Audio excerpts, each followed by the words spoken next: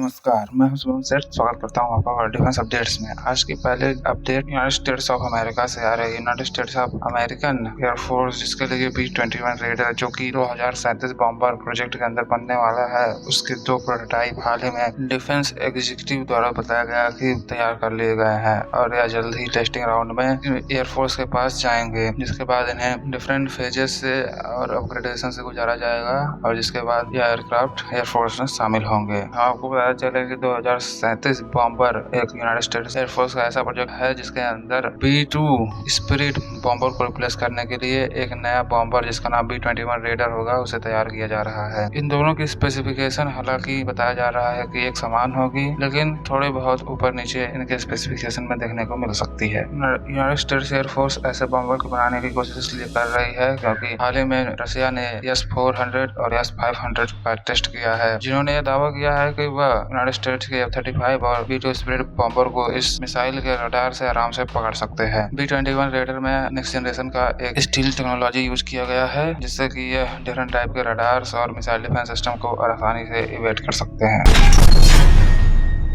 अगली खबर Islamic Republic of Iran से है। ईरानियन नेवी ने हाल ही में अपने बेड़े में एक नया शिप शामिल किया है, जो कि एक डिस्ट्रॉयर है जिसका नाम दीना है। यह शिप एक मौज क्लास डिस्ट्रॉयर की अगली पीढ़ी की शिप है, जिसका वेट 1500 टन और जिसमें एंटी शिप और लैंड अटैक क्रूज मिसाइल्स लगी हुई हैं। इसके अलावा इसमें 40 mm और 76 mm की एक गन भी लगी हुई है। इसमें शाफ्ट और डिकॉय सिस्टम भी डिफेंस के लिए लगे हुए हैं। इसके अलावा इस शिप में किस प्रकार की रडार्स यूज की गई हैं, इसके बारे में कोई भी जानकारी नहीं है। इन सब के अलावा ईरानियन नेवी ने अपने बेड़े में एक और शिप जिसका नाम शाहीन था, उसे भी शामिल किया है। इन शिप्स के ईरानियन नेवी में शामिल होने के बाद ईरान के एक प्राइम मिनिस्टर हैं जिनका नाम हसन रूहानी है। उन्होंने बताया कि वह इन शिप्स की डिप्लॉयमेंट अटलांटिक ओशियन में करेंगे, जिससे कि वेस्टर्न कंट्रीज को ईरानियन नेवी के पावर के बारे में रियल में पता चले।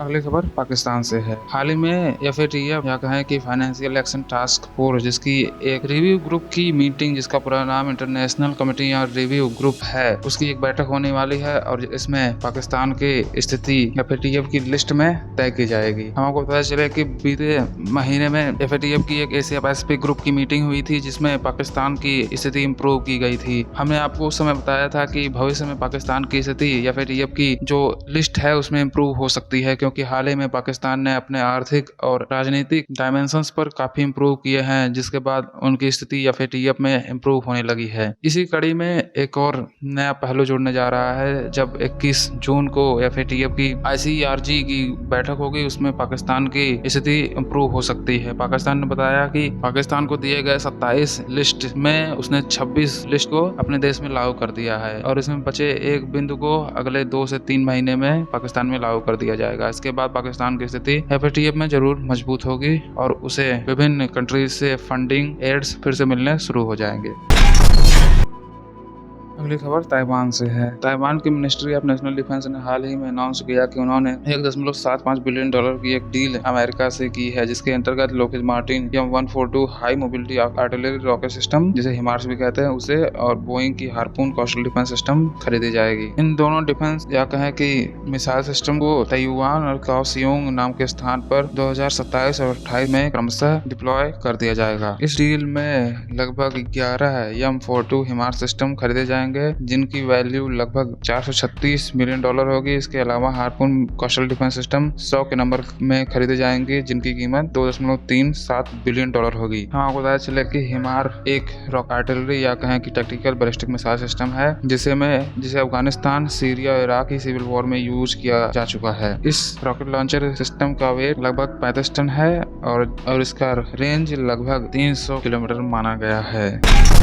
अगली खबर भारत से है। भारत की एक सरकारी कंपनी जिसका नाम ऑर्डिनेंस फैक्ट्री बोर्ड है, हाल ही में एक प्राइवेट फर्म के रूप में स्थानांतरित करने का निर्णय लिया गया है। हम आपको पता चले कि ordnance factory board different type की आर्म्स एंड एम्यूनिशन के अलावा वेपन्स और प्लेटफॉर्म भी आर्मी एयरफोर्स के लिए बनाती है, जिसमें शुरुआत के दिनों से ही डिफरेंट टाइप के फॉल्ट्स नजर आते हैं, जिसके कारण हजारों सैनिकों को अपनी जान गंवानी पड़ी है। जिसके बाद सरकारी कंपनियों के लिए सरकार ने आदेश दिया कि उनका कॉर्पोरेटाइजेशन किया जाएगा। उसी क्रम में ओएफबी का कॉर्पोरेटाइजेशन एक नया कड़ी है। गवर्नमेंट द्वारा बताया गया कि इन फैक्ट्रीज के कॉर्पोरेटाइजेशन से इनमें निकलने वाले जो भी आर्म्स एंड एम्यूनिशन है वह एक नए स्टैंडर्ड पर होंगे, क्योंकि प्राइवेट फर्म का मुख्य मोटिव प्रॉफिट लेना होता है, जिसके लिए वह अपने प्रोडक्ट्स को वर्ल्ड क्लास ग्रेड पर अपग्रेड व मॉडर्नाइज करते रहते हैं। इस कॉर्पोरेटाइजेशन से प्राइवेट जो एक फैक्ट्रियां हैं उनमें एक प्रकार की डिसिप्लिन भी आएगी और नए स्ट्रेटजीज के तहत काम किए जाएंगे, जिससे कि प्रोडक्शन, प्रॉफिट और उससे निकलने वाले प्रोडक्ट्स तीनों ही हाई क्वालिटी के